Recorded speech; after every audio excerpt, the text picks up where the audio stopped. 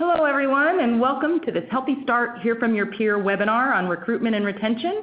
I'm Megan Hiltner. I'm with the training team with the Healthy Start Epic Center, and with me to present today are many stellar individuals who I will be introducing in a moment, and they're going to share their recruitment and retention stories with you. And along with those folks are our Division of Healthy Start and Perinatal Services staff here in support of this presentation.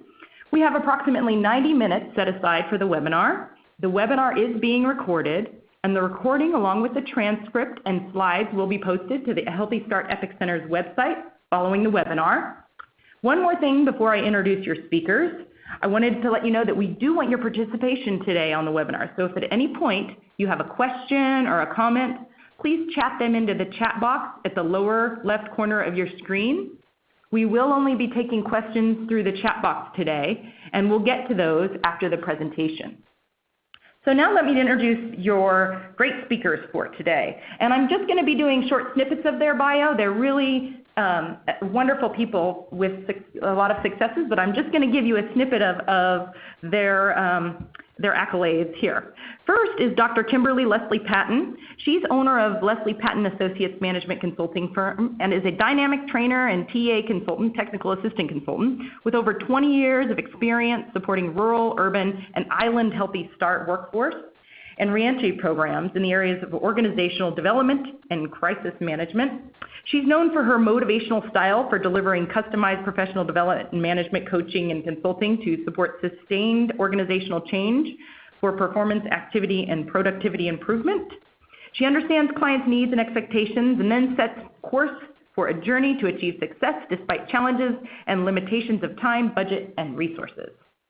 The next presenter is Ms. April Scott. She's currently the project director for Centerstone Healthy Start in Tennessee.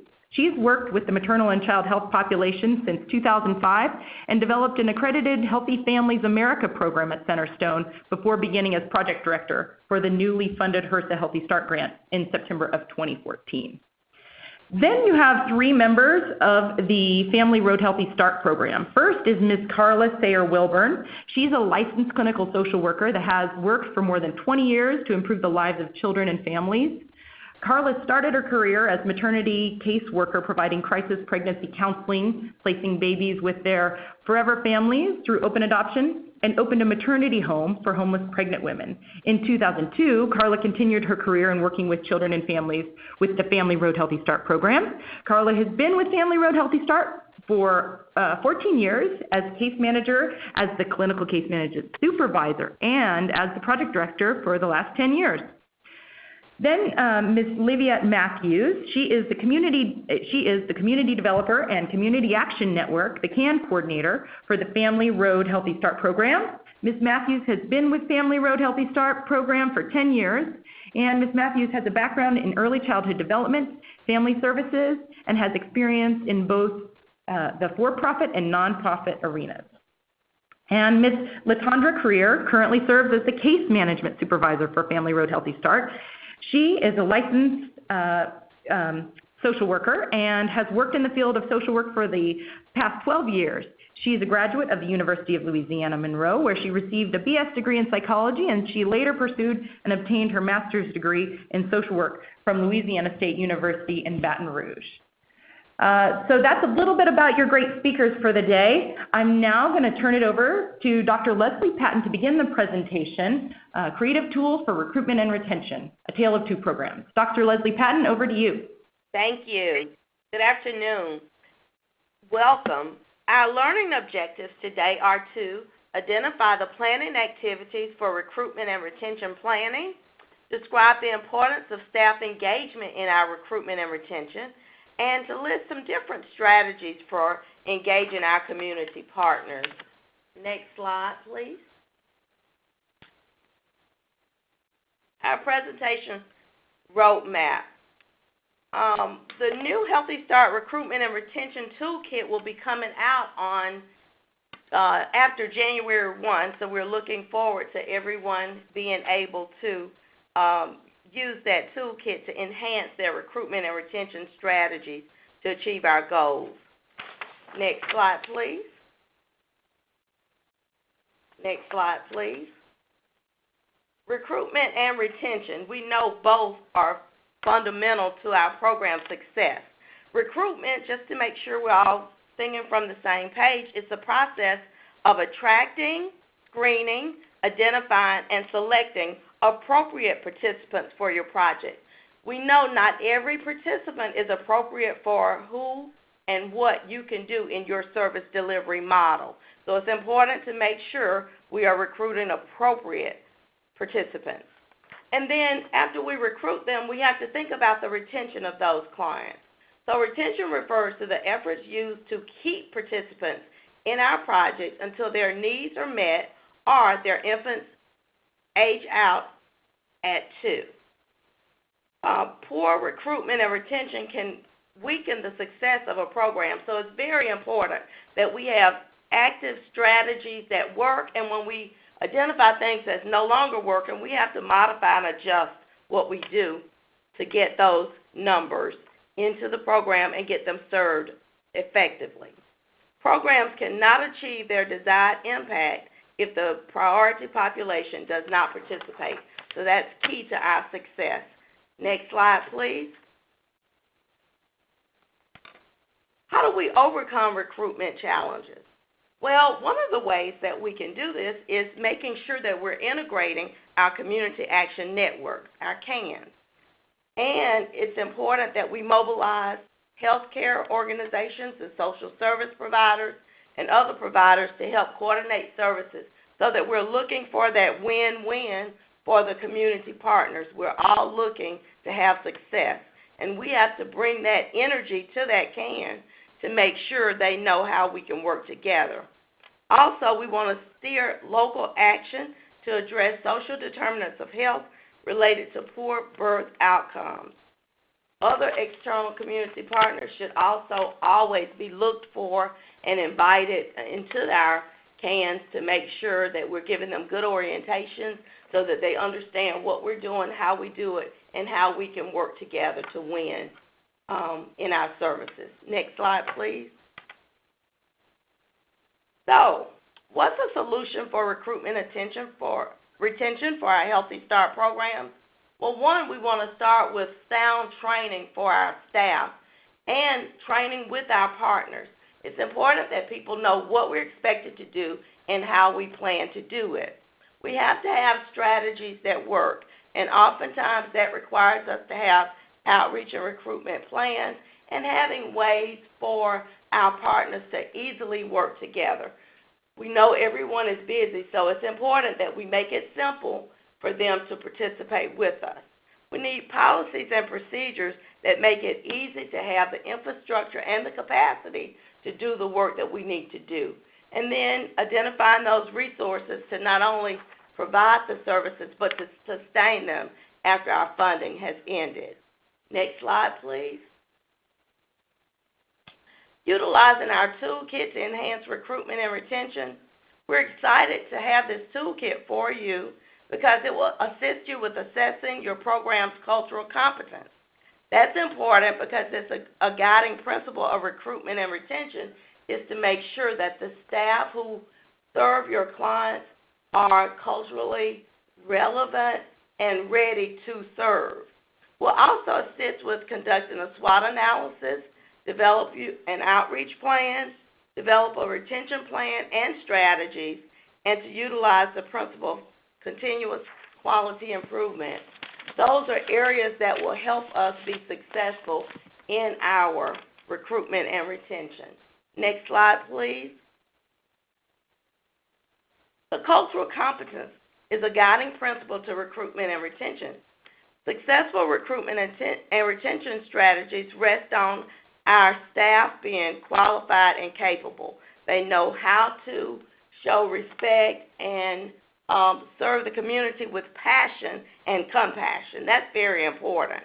Also, our staff must be flexible and focus on relationship management, and that's prior to the first time we get to meet people, as well as throughout our time with them, whether they stay with us for a year or 2 years. We want to make sure we're managing that relationship. Knowing, respecting, and appreciating the community in which our program participants work the assets, and the challenges. It's important that we know these things because it'll help us be able to create plans and work with our partners and clients to provide a better quality service. And culturally, sensitivity is important to navigate the complex and diverse nature of communities and engage the community. So we must provide ways to not only plan together but maintain ongoing communication and respect for our clients and community. Next slide, please. To successfully engage our communities, programs, and organizations, programs must understand that their own organizational culture and cultures of their personnel and how it fits with the people that we're trying to serve. If we have clients who are giving us feedback that we're having some problems with them being able to effectively work with our staff, that's one of our first cues. We got to do some more training. We have to make it clear for staff to succeed by making sure they have their toolbox packed with skills to serve. The diverse cultures represented within the communities they serve must also be understood. We must understand the social, political, and economic climates of our communities within a cultural context to be able to strategize and develop services that work for that community.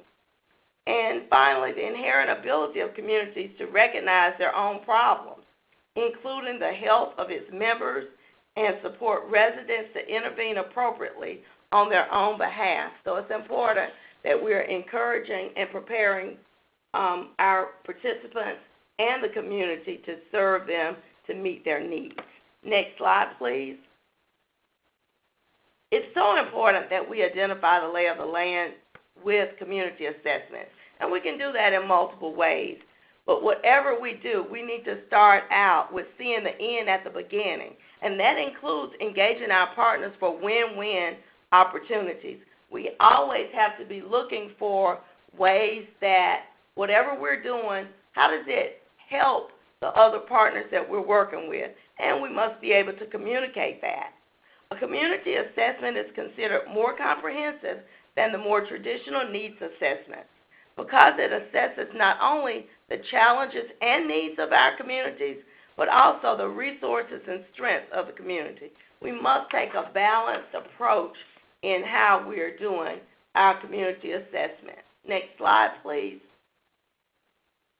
Knowing your program's place, SWOT analysis, it's very important that we understand our own program needs as well as our strengths and weaknesses. So there are internal factors that are impacting our recruitment and retention activities. It's very important that when we look at that, how are we investing in our human resources? What are we doing about our physical plan? What are we doing about the financial resources we have to deploy them in ways that work? We know we can't spend the same dollar twice, so it's very important that we deploy those resources effectively.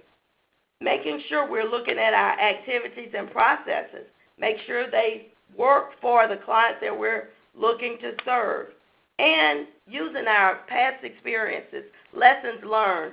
That should be a routine part of what we're doing when we start to assess where we are and where we want to be. We also have to look at our external factors like the future trends, what's going on in the economy, the funding sources that are available. Things are changing, very fluid. We got to stay on top of those things. The demographic shifts and changes, and our physical environment. It must be inviting for our participants to take advantage of the programs and services that we offer. Next slide, please. Increasing our awareness, making sure that your staff have their elevator speeches or pitches ready to introduce themselves and our program. They must be flexible, energetic, and passionate. One of the things that I talk to a lot of the clients about is, if we have staff that's, knocking on doors or meeting people in the community, if they're saying, you don't want to buy any Girl Scout cookies today, do you? Well, no, I don't. Thanks. So we got to make sure that people are still passionate and energetic about doing this work, because when they are no longer able to do that, it's going to impact on our ability to recruit and retain participants. That's very important. We want to listen for the needs that our program can meet for individuals or their families or friends. And then we don't want to oversell and underdeliver. So as they're listening for needs, they need to be able to customize their feedback in a manner that the potential client can understand how we can help them improve their lives, their babies' lives, and their families' lives. Consider your audience and any special attributes which you may want to connect in your pitch. So we don't want them being robotic, but to really be able to listen and engage and think through, based on what their needs are, how we can meet them. What do you hope to gain at the end of your speech? Is it awareness of a new program, building a referral relationship, or actually recruiting a new participant and their family members into our program? Remember, keep your audience in mind. Is there any particular aspect of your program which might be more interesting or attractive to the audience that you're speaking to? So customize what you're talking about so that it's not robotic, and people can feel that you're excited about this program, so maybe they can be also. Discuss what community needs your program works to address, and if possible, include a very brief but memorable example of your program meeting one of these needs that they've identified. So you want to make sure your staff have stories to tell. They don't need to share names, but they definitely need to have success stories that they can share in different genres of what's going on with our potential participants to meet their needs. Next slide, please.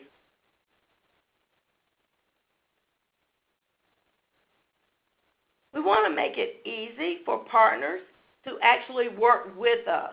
And that's important to know because everybody is busy. So it's important that we develop recruitment and promotional materials specific to our partners' audiences. So you may end up having multiple types of materials that you're using with different partners. We'll eliminate any redundancies in paperwork because we got to keep it simple for people to actually make that referral, get it to us so that we can give them some feedback. Also, there are simple things that can make a difference in how people want to work with us. So even attending occasional staff meetings or other gatherings to personally thank partner staff as well as your own staff for the support that they are helping us with getting clients into the system and served. We also want to offer coaching or other support to help referrals from our partners. Very important that you're tracking where are you getting the most referrals from, the least. Are there things you can do to improve what they need from you to get those referrals to you? So you want to continuously check out what's going on, what's working, and what's not. Also, track and share the number of clients referred from the partners and the numbers enrolled as a result of those referrals. Because when people get feedback then and you're making a big deal out of, hey, you were the agency that provided us the most referrals last month. Maybe you put them in your newsletter or you put them in your Facebook post. Do simple things to help people feel good about their contribution to your success in recruiting and retaining clients. Routinely restock those materials and referral information at client locations to ensure referrals are coming on a routine basis. And we know that staff change at different sites, so you're going to have to continuously, make presentations to their staff and making sure that when you celebrate success, you're making sure that those partners who help us have success are also thought about and awarded. Next slide, please. Enrollment. Effective client identification and enrollment is key to our program success. Staff must clearly translate program enrollment criteria into effective outreach, recruitment, enrollment, and service strategies. Cannot state that enough. We must deliver services that not only meet our grant requirements, but that are also customized and meet our client needs. Ensure we seek enrollment of the right clients for the Healthy Start program fit. One of the ways to build good camaraderie with partners is if we have potential clients that don't fit us, it doesn't make sense for us to enroll them. Find the right programs and make referrals to those programs. It's a great way to build support for each other's programs. Clearly communicate the benefits of the program and how the program works to identify and meet client needs. We must be able to sell what we do, how we do it, who we do it for and to, and the partners that help make that happen. Work together to achieve your individual goals, either through the program or with your partners. You must stay focused with a laser review of how well you're doing, and when we're off track, we need to immediately talk about those things and work toward getting back on track.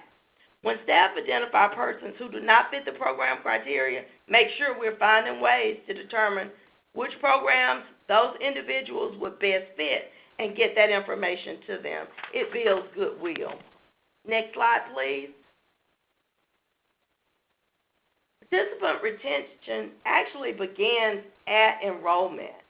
From the very first encounter with a new participant or potential participation, we need to make sure that we're thinking about meeting their needs and getting them through the program or until their baby reaches 2 years old.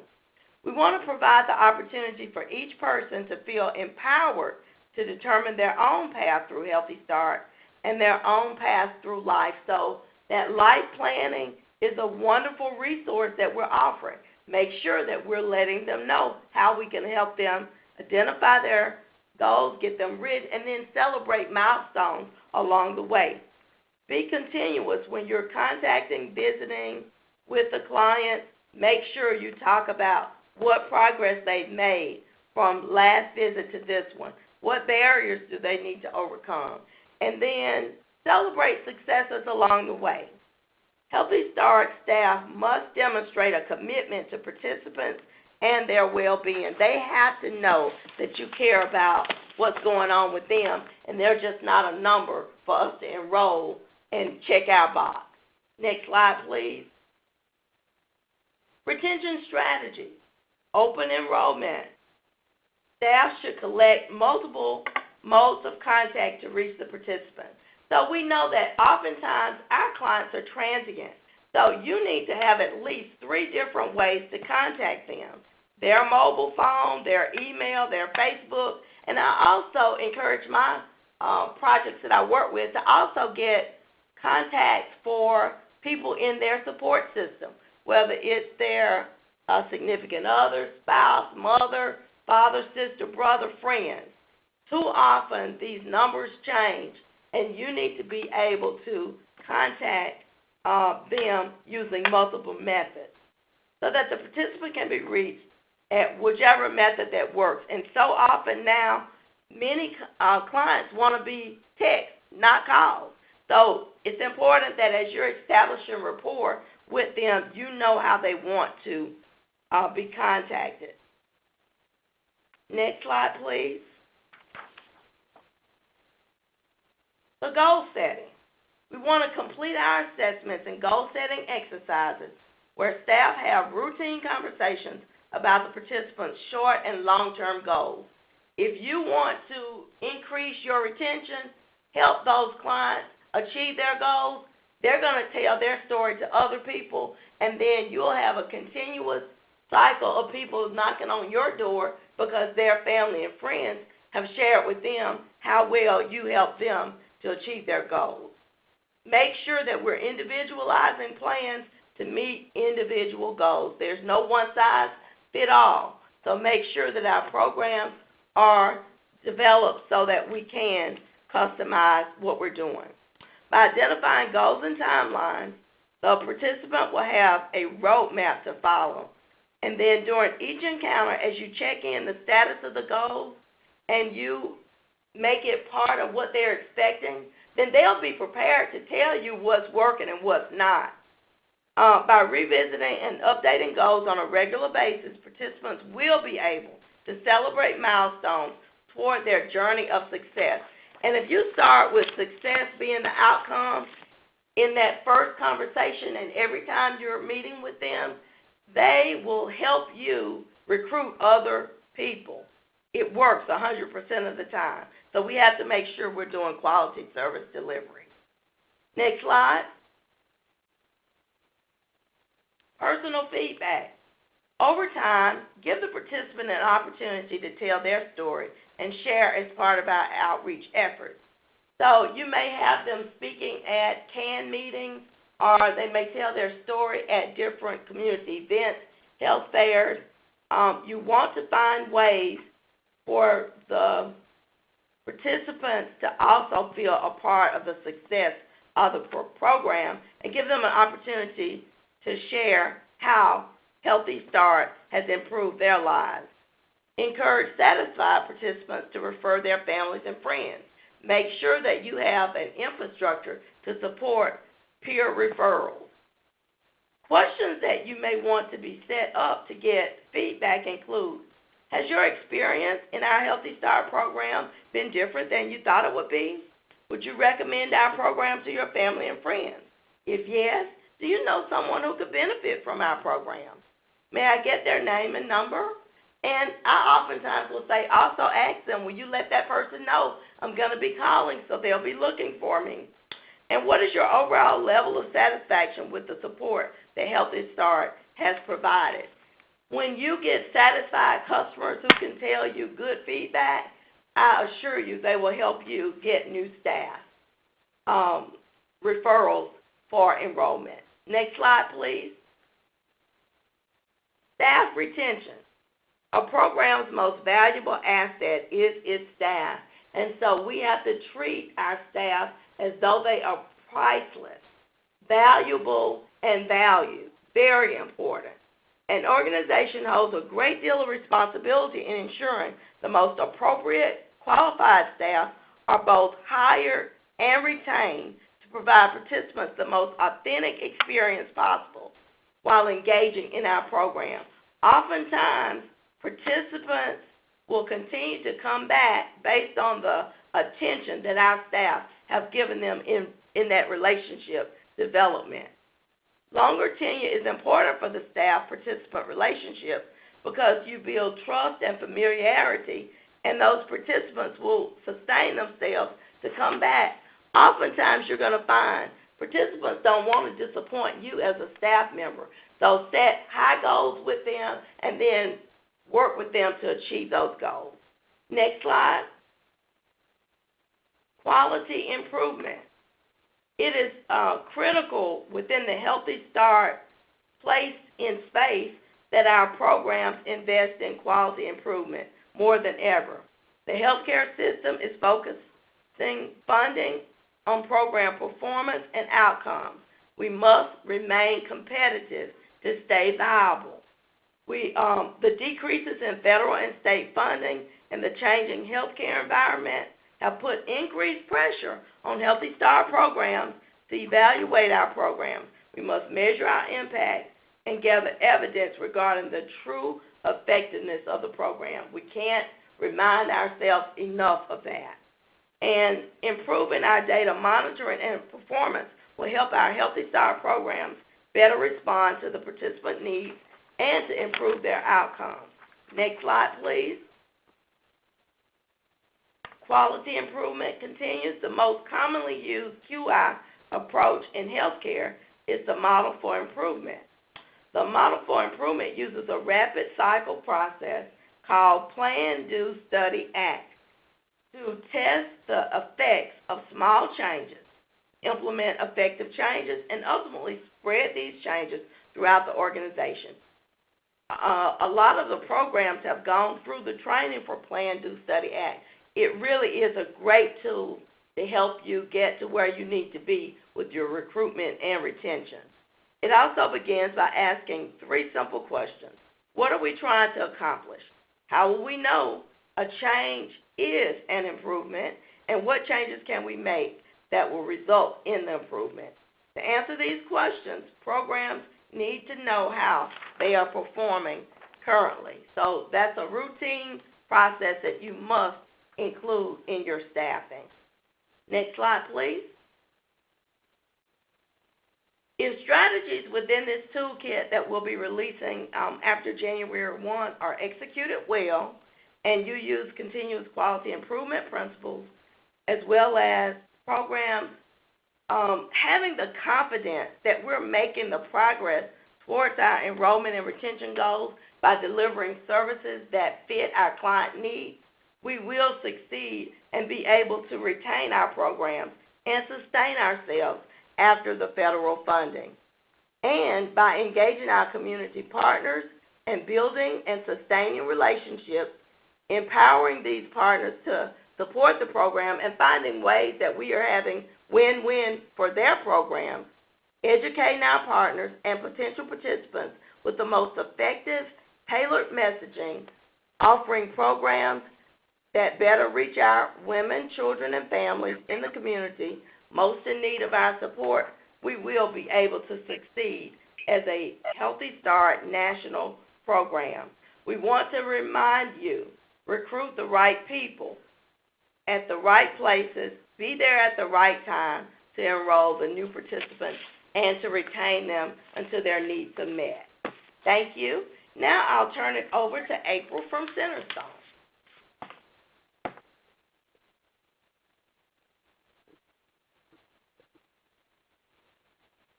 April, or any chance you have us on mute right now? Yes, ma'am. I sure did have you on mute. Great, thanks. Thank you. Thank you, Dr. Kimberly Leslie Patton. We have really enjoyed working with you on technical assistance to our Centerstone Early Childhood Services. It's been a lot of fun, and we've learned a lot and have come a long way. We are the a brand new Level 1 site. We just got funded in September of 2014, and we focus on prenatal, children 0 to 24 months, fathers, incarcerated women, women that are having substance abuse issues or maybe in treatment programs, and pregnant women who smoke. And as you can see here, this is our one-sheet flyer that we use to tell about our services, and this will be available after the presentation if you would like a copy of it. But it just covers everything that we provide, our care coordination and specialized services, our fatherhood engagement, our Baby and Me tobacco-free, postpartum depression therapy, preconception care. And then it talks some about the parent coaching curriculum that we use, the Growing Great Kids, and stress management, and then a lot about education, linkage, and support. And something that's been really helpful to us was the development of the map that shows what is available in each of the counties that we serve. So if you're interested in looking at that, it'll be available after the presentation. As I said, we are Level 1, and since the cuts, we have to serve 453 participants every fiscal year, with the expectation that 50% of those will be prenatal enrollments. These are some of our in-home specialized services, which I already gave you a brief overview of when I was talking about the one-sheet flyer. But we have in-home therapy models that we use in conjunction with our care coordination. One of them is Moving Beyond Depression. Some of you may have heard about these at your regional meetings, or we use the in-home cognitive behavioral therapy in the home and partner with the care coordinators to provide this to women who score positive on the Edinburgh, or some use the PH9, I believe it's called. And it's a 15-week program that they go through in their home. And it can also be provided in the community if for some reason they're not able to meet in their home. We are really excited about this model because one of the biggest barriers to being able to reach these mothers in their homes or getting them to appointments is depression. Because as we all know, when they're depressed, they don't want to go anywhere, they don't feel like doing anything, they're not engaging with us or possibly even their baby. So we're really excited to be able to bring this to our community. We also have Circle of Security that focuses more on bonding and attachment and the relationship between the parent and child. It's a 12-week series. And then we have our TheraPlay, which is a child and family therapy that really focuses on building and enhancing attachment, self-esteem, trust. And we usually use that for those children who are maybe 18 to 24 months. Our Baby and Me tobacco-free services are provided also in the home. We enroll prenatal women, and at 4 different times during their pregnancy, we take a machine in that measures their CO2 levels. And then if they are decreasing when they have the baby, they get free diapers for 12 months. So this has been pretty successful in recruiting participants. We haven't been providing it the entire time since we've been funded, so we're still working on getting the word out and figuring out how we can use that to draw in the prenatal population. We also have infant massage, which is a class that our staff are certified in, and we can do it in the homes with families or we can do it on site. And it's wonderful for bonding and attachment. We have breastfeeding support. Our staff are either breastfeeding specialists or lactation counselors. We have staff trained to train families and other staff in infant CPR and first aid. We have bilingual staff, and here really the main languages are English and Spanish. We have our Parenting Inside Out for incarcerated women, our Fatherhood Engagement, which has the community groups, the groups for incarcerated fathers, and then some local library partnerships.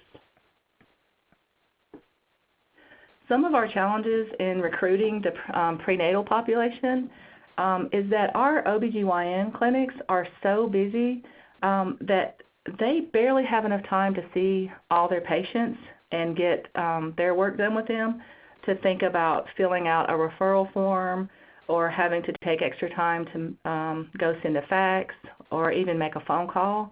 So we are currently working with our largest OBGYN group, the Middle Tennessee Women's Health Group, to try to streamline those referrals. And we have the option for them to have daily or weekly pickup where we actually go and just pick up. It could just be sheets of paper in a tray with a name and a phone number, and we take it from there for them. We've also had a lot of turnover with our partners at the Department of Health. We had our Regional Wellness Director for Maternal Child Health, our HUGS care coordinators who provide some maternal child health education, Children's Special Services, a complete turnover in those staff who we have had relationships for over 12 years. So they have these replacements there, and we're working on re-engaging with them so that we can continue work on our decision tree that has been a big focus of our Community Action Network. And the idea was that we had a decision tree that everyone at the table agreed upon that we would use, so no matter which agency or program received a referral, we would each follow this decision tree to determine what the most appropriate service was and to provide them with 3 choices to prevent people from possibly just having one choice and then say maybe it wasn't a good fit for them and then they just don't get services. By providing the 3 choices, then if the first one doesn't work out, they can move on to the next one and they have some more resources available to them. Also, we are the largest nonprofit behavioral health care provider in the nation, and we are moving towards integrated health, but we are still dealing with a lot of stigma around being behavioral health organizations because I'm sure you all know the stigma that surrounds mental health, and we are working tirelessly to try to alleviate that, but that is still a struggle for us. And our faith-based organizations, we are in the Bible Belt, and we have some other faith-based groups also and they are very active in the communities, but we are working to try to connect these faith-based groups and our nonprofit programs and services so that we can coordinate things for our community and just work together better to make the most out of the resources that we have. Another challenge for us has been social media.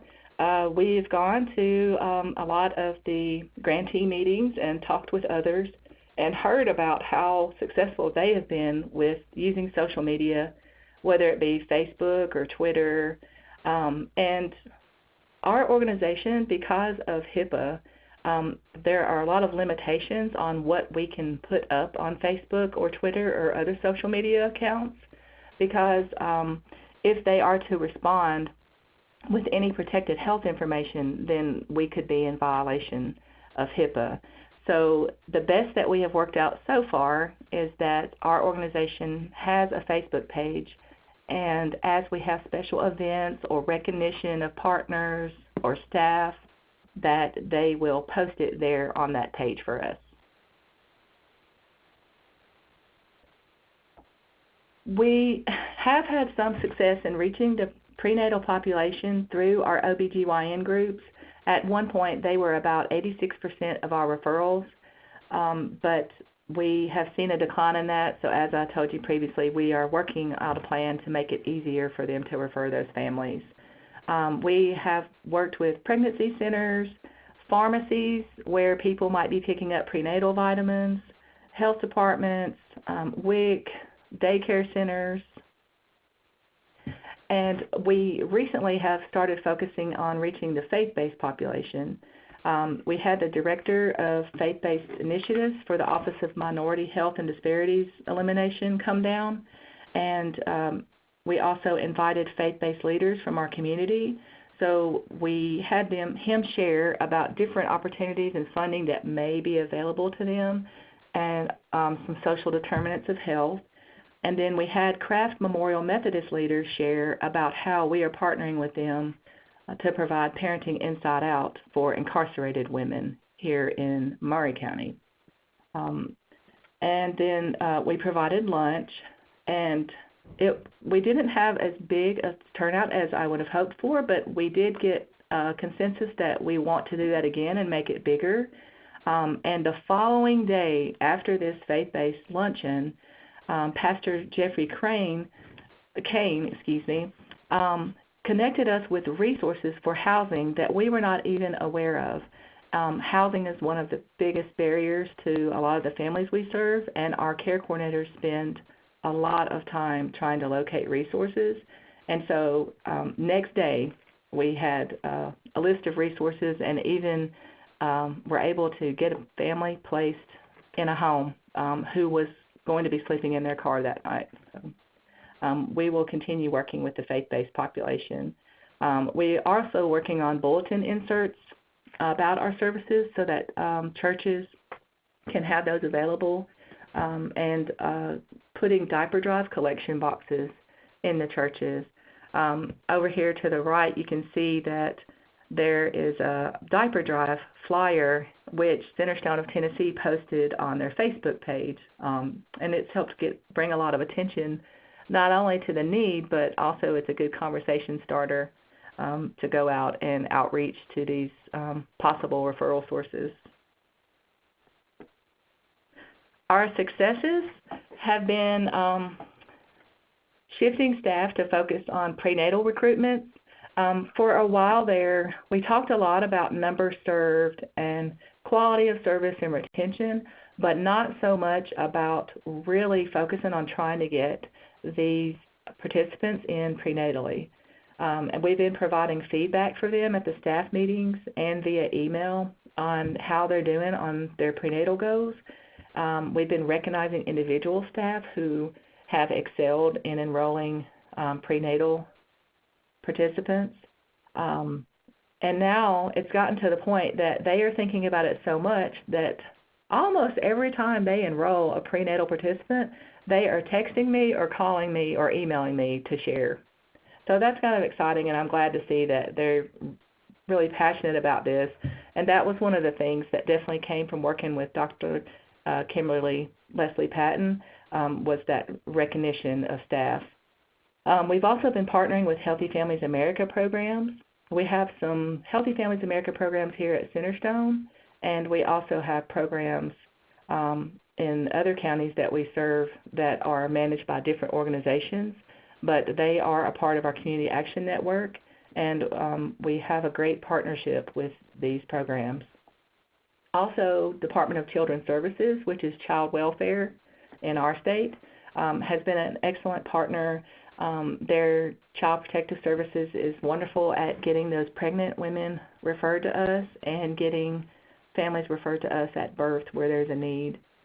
And another thing that has been very successful, which was also something that came out of our technical assistance, is the recognition of referral sources. We have started having plaques made if we have a referral source that is just really being a champion for us in their agency or in the community. We have these plaques made, and they cost about $6. It's not a lot, but we go to them and present them with it. We try to get a photo and at least have it put on our Facebook page or possibly even the local newspaper, and that has been a big hit with the referral sources. You can see here, this is in recognition of the Middle Tennessee Women's Health Group, and they brought a plaque to the OBGYN group and took a group photo, which was put out on our Facebook page and also the OBGYN group's Facebook page. Here we see celebrations of successes with our fatherhood engagement.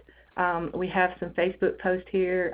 There's a dad in our 24/7 Dad program who's proud to show us his certificate. And then here's one of our graduate classes for our Inside Out Fatherhood Engagement program.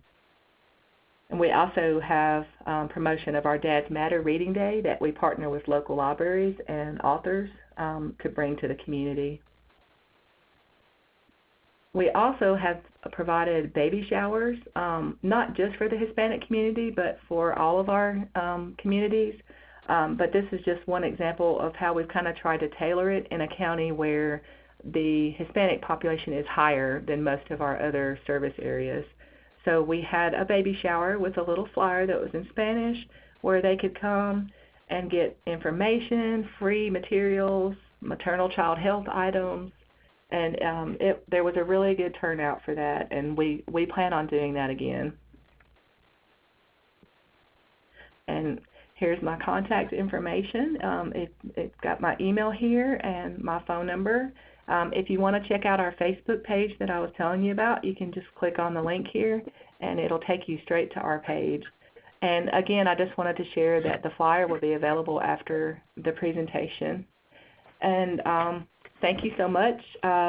Following me is Carla Wilburn and Latondra Creer from Family Road Healthy Start. Thank you, April. I enjoyed your presentation. Although you're a rural project, it sounds like we have a lot of the same issues with recruitment and retention. So I'll go ahead with my presentation and start with a little history on Family Road Healthy Start. We're a Healthy Start grantee. We've been for 14 years, and we are a Level 1 urban project, and we're located in Baton Rouge, Louisiana.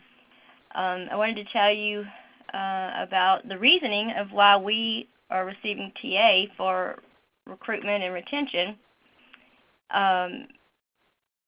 We were one of the grantees that at the end of 2014, there was a time period that there was not a determination of who would be refunded.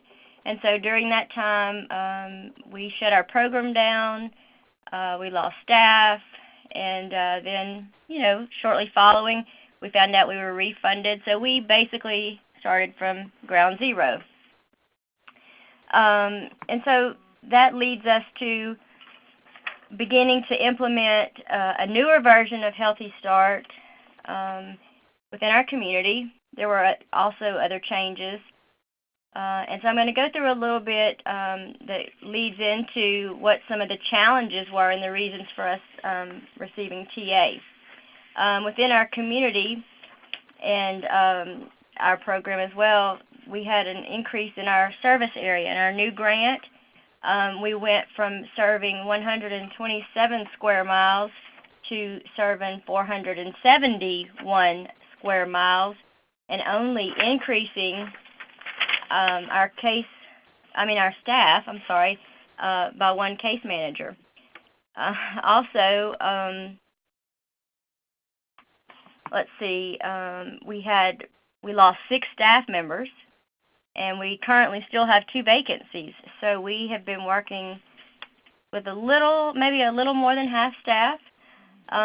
We also, like April mentioned, our OBGYN private practice individuals just do not seem to have staff or time to help us with recruiting.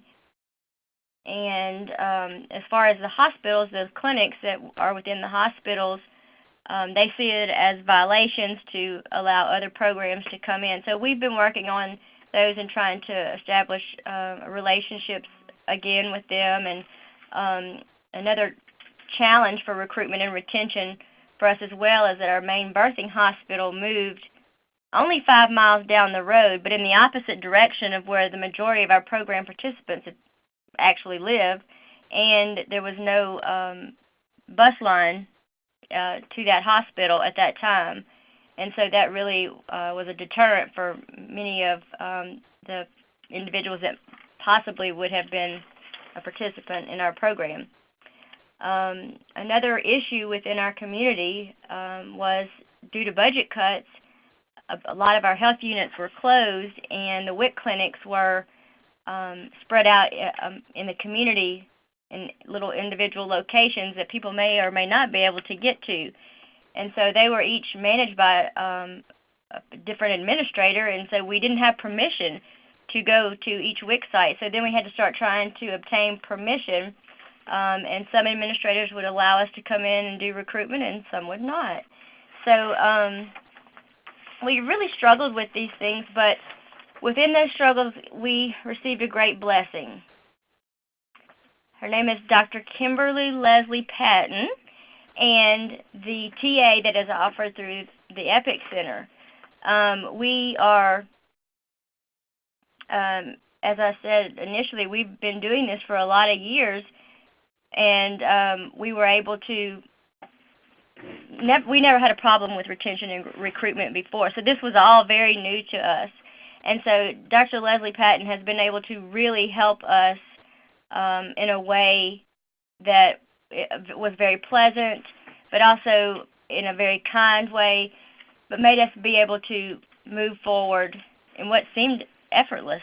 So I could go on and on about Dr. Leslie Patton, so I'd like to let Ms. Leviette Matthews speak to you a little bit about some of our efforts.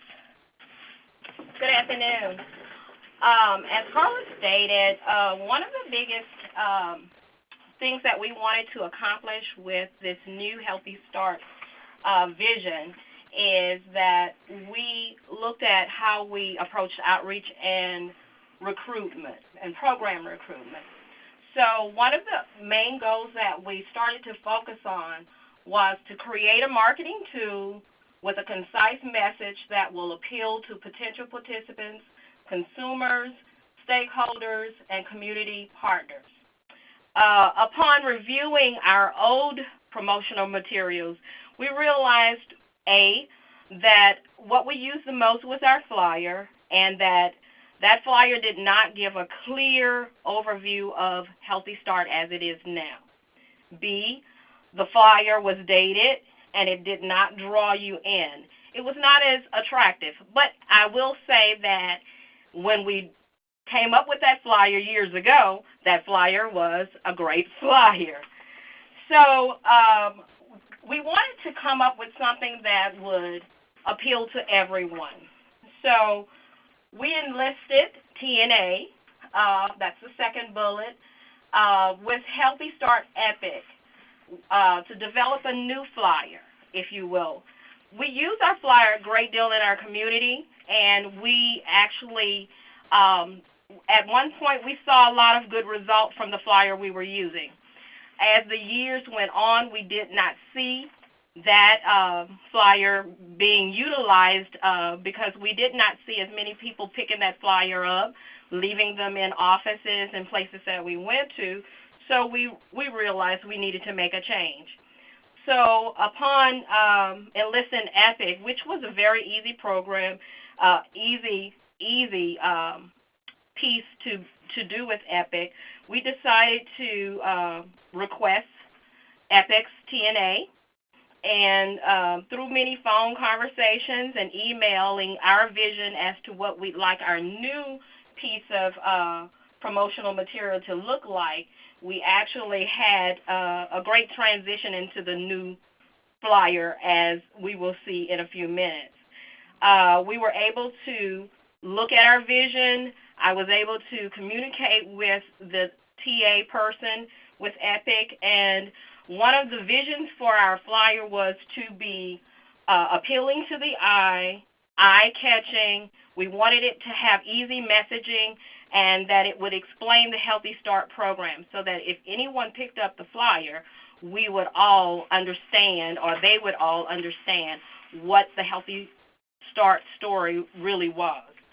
So one of the main points of that was when we saw an infographic that Healthy Start EPIC had created.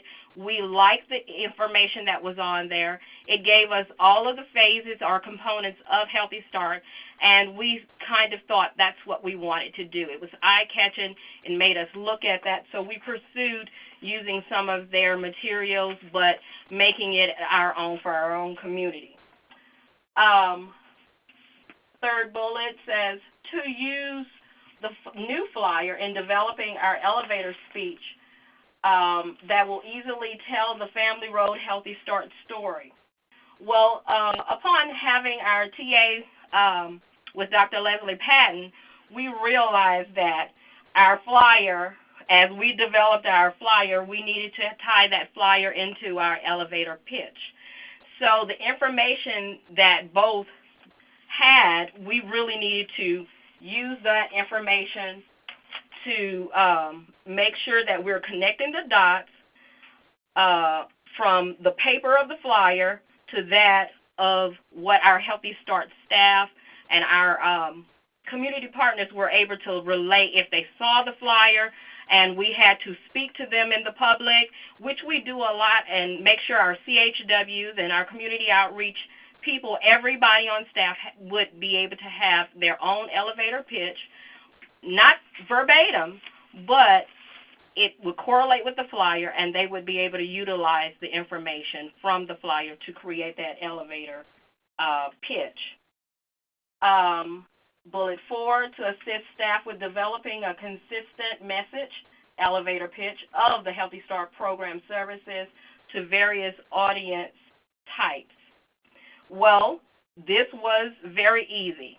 We actually looked at our flyer, and our Healthy Start staff had an in-house staff meeting and staff training, and we decided to incorporate reviewing our flyer with our staff and to then come up with a discussion of what we actually want a layperson or a community person or a potential client to get from us if we spoke with them. So we created scenarios and challenged our staff to come up with an elevator pitch on the spot. It was a little fun because it made us think off the cuff of we only have a certain amount of time to actually relay a message to who Healthy Start really is and to tell our story. So we created the scenarios to involve different type of persons that we meet in the community, different stakeholders, moms who are very busy, and we're trying to stop them as we're out in the community. And it told a lot to us as to how we actually needed to either improve or how well we actually understood our own program.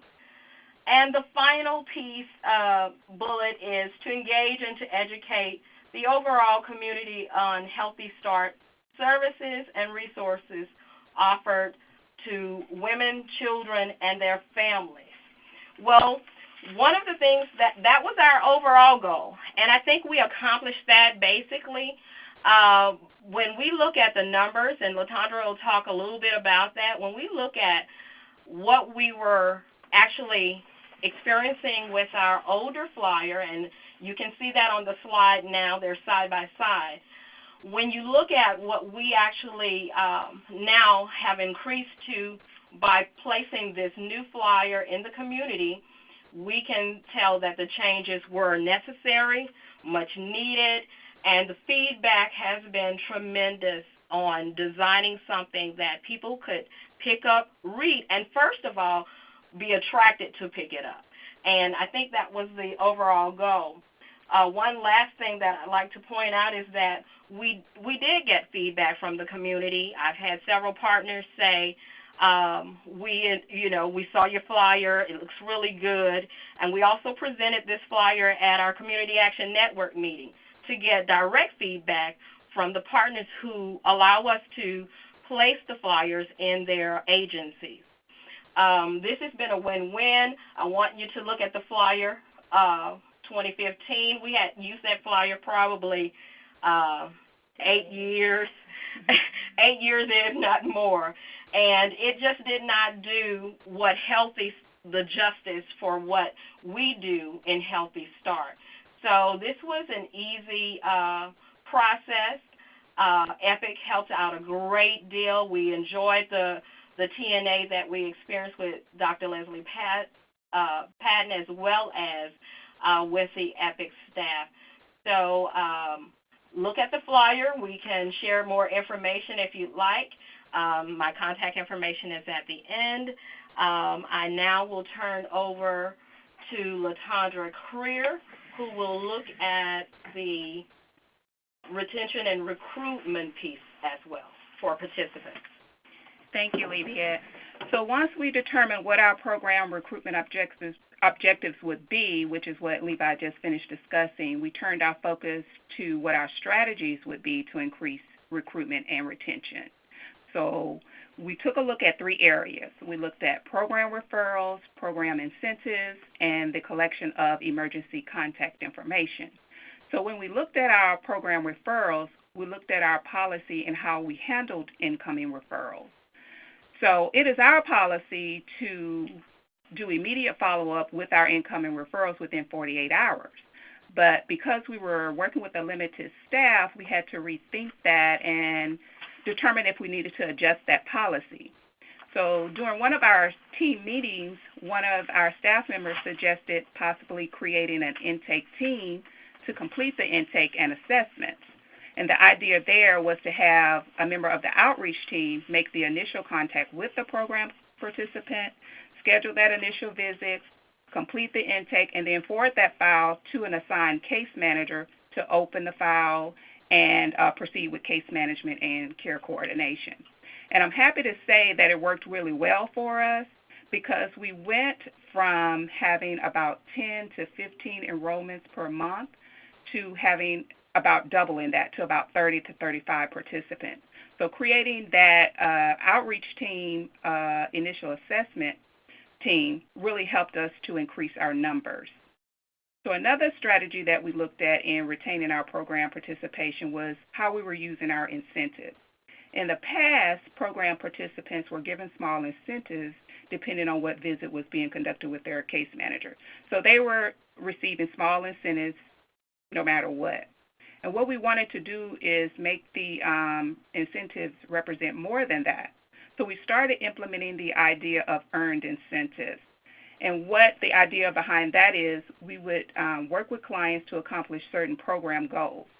Program participants could earn a bigger incentive if they completed certain goals and benchmarks. For example, a participant could earn, say, a pack and play if they attended their postpartum visit, or a stroller if they took their baby to well baby visits, or if they breastfed for about 3 months or so. So we wanted them to have something offered to them that they wanted and needed, and at the same time encourage them to meet certain program goals. And then they would come to realize that the program was more than about receiving incentives, but about gaining more information about their pregnancy and having a healthy baby.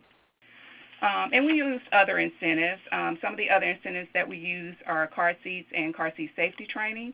Our program participants have the opportunity to participate in prenatal classes and a car seat safety training course.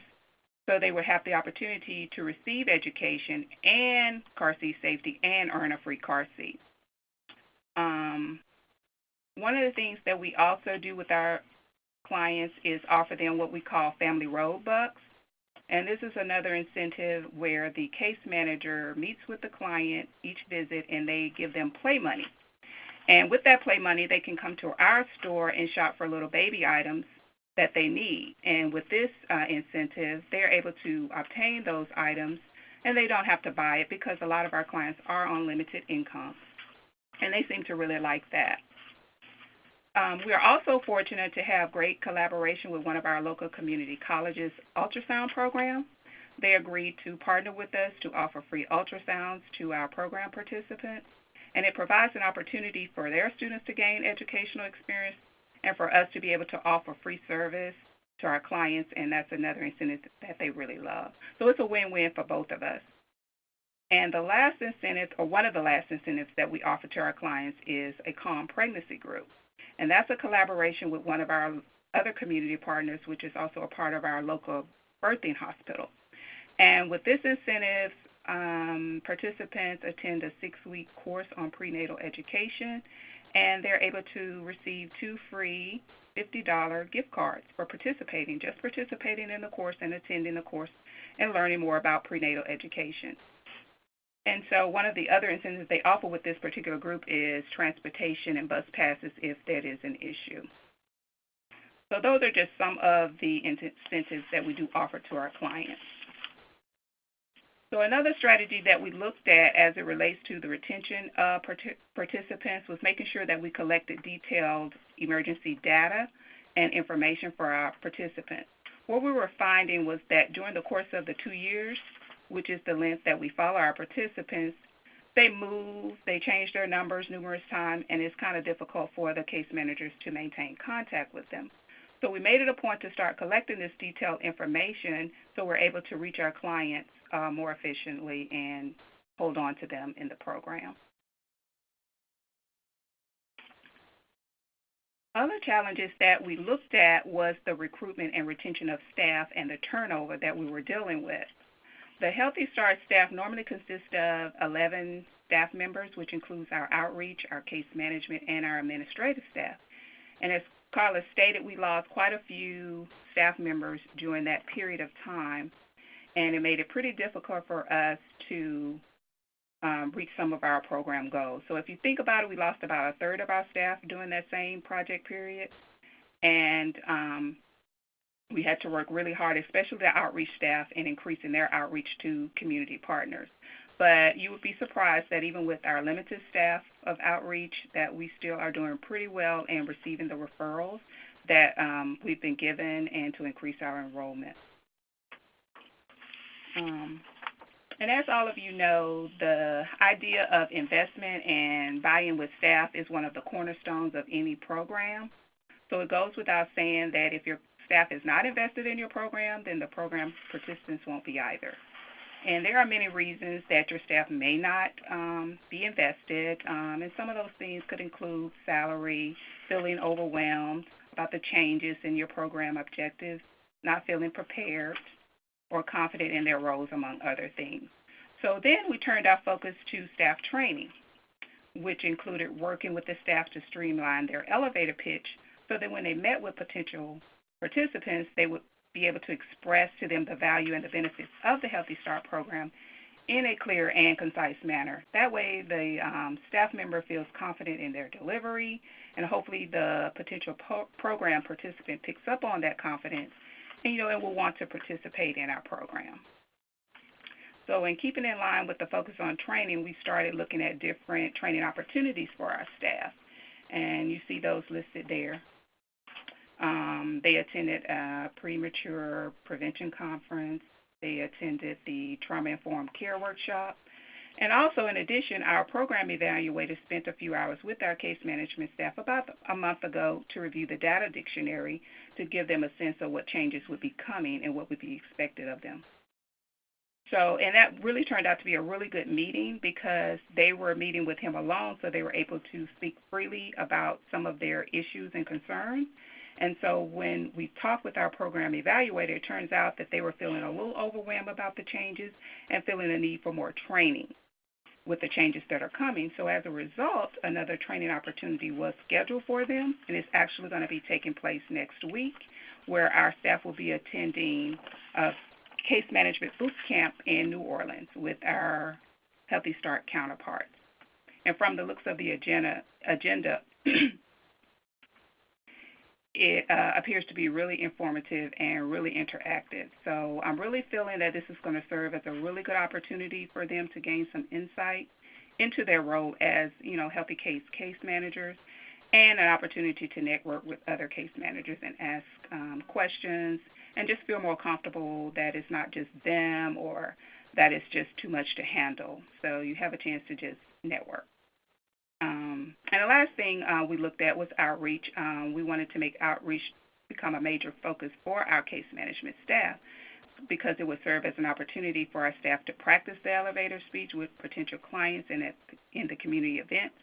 And also it serves as an opportunity for new staff to shadow our seasoned community health worker and learn and listen and how to recruit. So we're continuing to brainstorm and look for opportunities to support our staff with training, and hopefully we'll come up with more ideas for them. So I'm going to go ahead and turn it back over to Carla to wrap up. Thank you.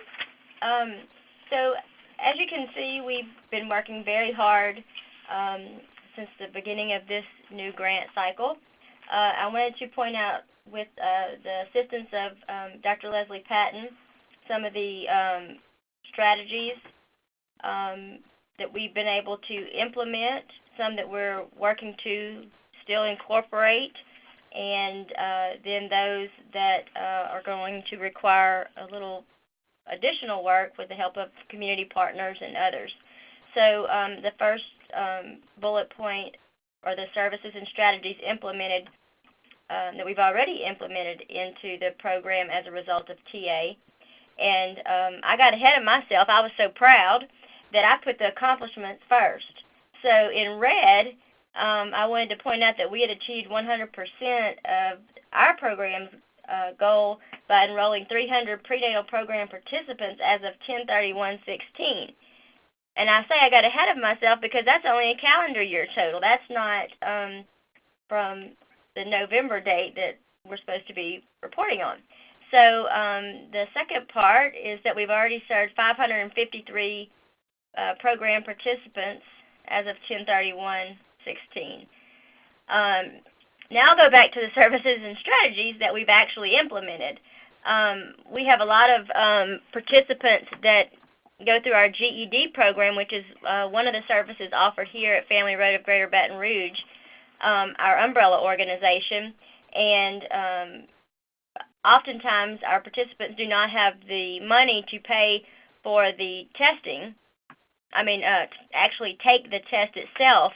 And so we have board members that are now willing to pay for those individuals to take that test so that they can go ahead and actually take the test and get their GED to move forward. So that's been a great accomplishment because that's $150 that most often our clients do not have. The second thing that we've implemented is really the recognition of our community partners that help us with referrals. As LaTondra was speaking of earlier, we went from having some months only 10 referrals to this one community partner working so diligently that we went to 40 referrals a month. We jumped 30 referrals in a month. And so it was really incredible. So what we really wanted to reward them and thank them for their hard work in trying to help us and be of support to our program. And we also, as Leviette mentioned, in doing the little scenarios with the staff and all. We wanted to reward them for doing a good job. So we've just tried to implement some ways that we can acknowledge the work that other people are doing on our behalf and to make the work that we're doing for our community, worth the effort, but to really be able to thank them. The second bullet point is program services and strategies that we are hoping to incorporate and that we're currently working to incorporate. Increase social media, increase competency in breastfeeding, work on our male involvement piece, working with our community partners, and then what's still left to be implemented, we're working extremely hard on, but don't have a lot of resources yet, as far as job training and education. And so with that, our community partners, we're working to develop plans with our CAN members for outreach and recruitment to have additional people on board with doing referrals.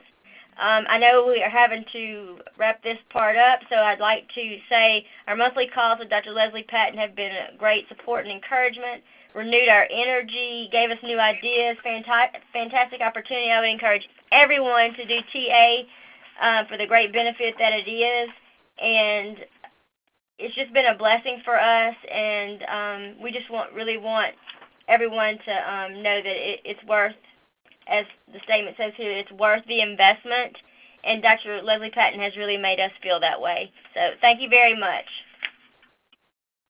Thank you so much, Family Road team, for that informative presentation. As you can see, the slide up here shows their contact information, their team's contact information. Also, thank you so much to April Scott at Centerstone and Dr. Leslie Patton for sharing your insights as well. We have about 10 more minutes for questions, everyone, so please go ahead and chat those into the chat box in the lower left corner of your screen, and we can get some discussion going.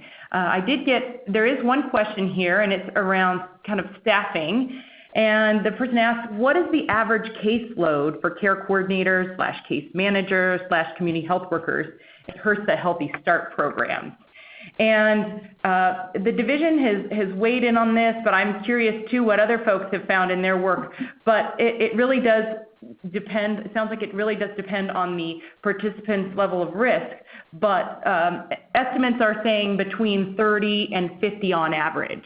I would be curious from the programs on the line, as well as you, Dr. Leslie Patton, in your wealth of experience. Do you have a sense of this? That sounds about right. And this is April Scott with Centerstone. We don't enroll any more than 30 with one care coordinator. Family Road Healthy Start, we probably average about 50, but ours are based on risk level, so that depends on how often they're seen. Great. Well, hopefully that helps, folks. Another question, and it's for you folks in the Family Road program. This person wants to know a little bit more about the use of incentives in your program and accomplishing your program goals. And how are you purchasing those incentives for your program? Because it was their understanding that that client items could only be given out on based on need, but with non-federal funds. You know, Megan, I really would not be adept enough at answering that question based on funds. We've always been able to provide, I don't know if an incentive, a token for their accomplishment at 2 months or for attending their postpartum, things like that. So I don't know. We've always been allowed to do that. So, you know, I'm not certain. They probably would need to follow up with their project officer. I think that's really good guidance. And I don't know, Julianne, if you're still on the line, if you want to give any more guidance around incentives and purchasing incentives for recruitment and retention. Yes, so the best thing around incentives really is to talk with both your project officer as well as your grants management specialist. We do have quite a few grantees that do provide incentives, but grants management can give you a little more guidance around what's acceptable and allowable under the grant, so that the programs understand that incentives are allowed, but there are, of course, are limits within those incentives. A lot of the limits deal with what we look at program is how many women are being served, and amounts of, like, let's say if it's a gift card or a bus token or whatever. We usually look at those to make sure they are acceptable based on the amount of women being served. So if you're a level 1, we wouldn't expect that you would necessarily need like 20,000 bus tokens. So those are the types of things that we look at when we look at incentives for a program. But I would talk to both your project officer as well as your grants management specialist so that they can give you more specific guidance on the types of incentives you're looking for and also the amounts that are acceptable. Great. Thanks to you both for responding to that question. Here's another question about incentives, and Carla, I'm going to direct it to your program again since you talked about this, but April, feel free to share if you have some thoughts on this too. But do you provide a specific incentive for well woman visits? Yes, we do. What about you, April? Anything on incentive? And what could you give any more clarification on what that incentive is, Carla? Maybe LaTondra can help me. Well, it depends. I think it's a little pocket calendar maybe that we provide. Mm-hmm. But with donations, we raise. Nice. And at the Centerstone Healthy Start, we have an incentive point sheet, and different things count for different points. So on there is like a completed well care visit, children's immunizations, completion of a therapy appointment, referring another family, like there's a list. And our main incentives are diapers and blankets, like those maternal child health items, which we usually get through donations. Great. So here's another question. It's more general about programs that are operating in more rural settings. Can you share, I guess, I know that Family Road, you may have some insights into this, but you also too, Dr. Leslie Patton, around how to overcome some of the common barriers for recruitment and retention in rural settings and rural programs?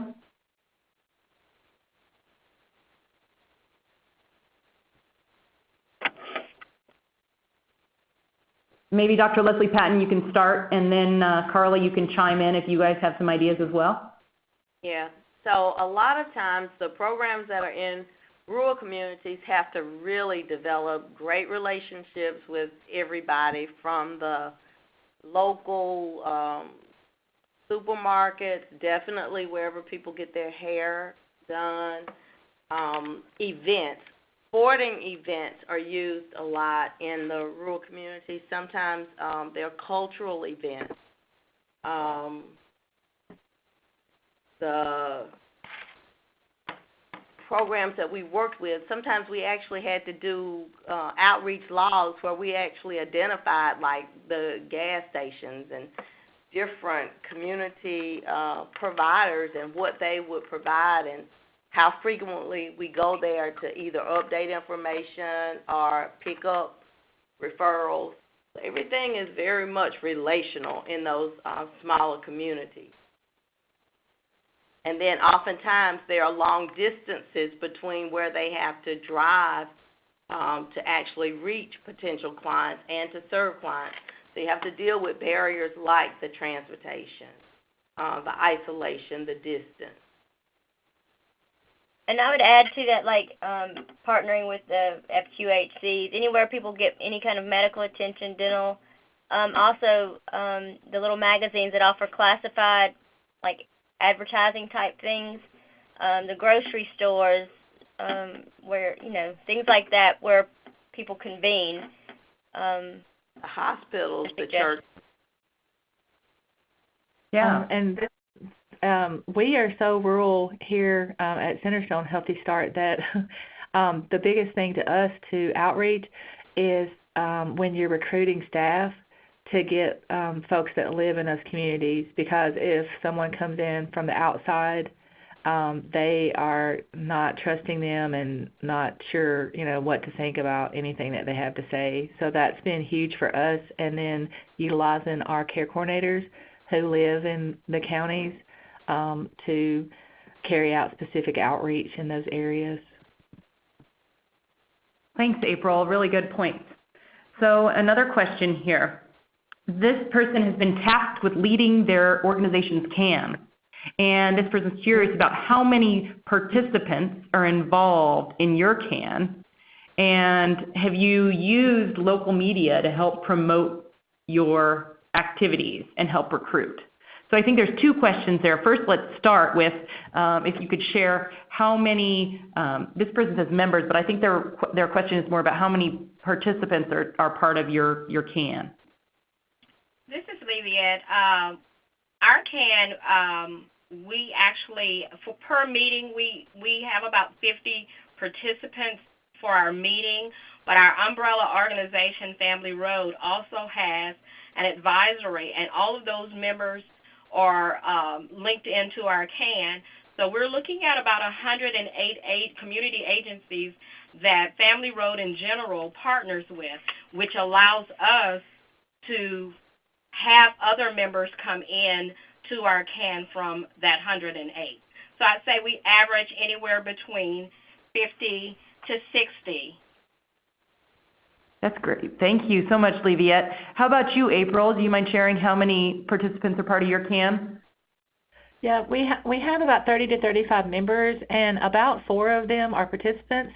But I would like to point out that they're not always able to come to every meeting, so that we would love to have more because things come up, and they're not always able to come. Great. And so the last question, and I'd love for maybe all 3 of you to chime in on this, about how you use local media to help recruit or promote your activities, both your services for your program and your maybe even involvement in your CAN. So you can definitely use PSAs. They work. Make sure that you're giving information on a routine basis. So if you do a newsletter, make sure they have your newsletter. If you do electronic messaging for things, and make sure you have key contacts at the different radios and TV stations, newspapers, submit articles. And oftentimes you want to try to get on those shows where you can bring a client to give their success story, their testimony, if you will. That seems to really work. And this is Leviette. We actually promote and connect with our CAN through our website as well as through email. That works well with us. We also we are on morning programs and any other community groups that actually are agencies that have their advisories and community action networks we are a part of. So we all kind of interlink to find out what's going on with one another, and many of us sit on several different advisories in CAN. So it's a lot word of mouth and through sharing it. Great. Thank you, Leviette. April, anything you want to share on this using local media piece? No, as I told you, we're just now getting started using local media.